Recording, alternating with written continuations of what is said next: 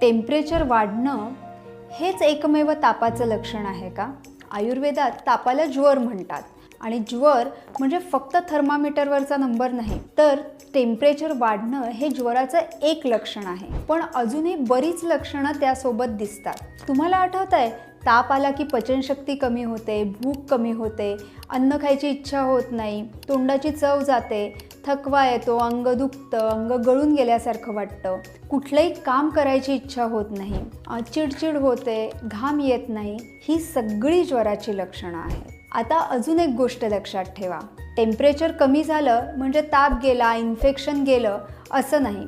तर टेम्परेचर बरोबरच भूक वाढणं, तोंडाला चव येणं, उत्साह, फ्रेशनेस, थकवा कमी होणं, चिडचिड कमी होणं, ही सगळी लक्षणं दिसली तरच ताप गेला, इन्फेक्शन गेलं असं म्हणता येतं. यालाच आयुर्वेदात ज्वरमुक्तीची लक्षणं म्हटलं आहे.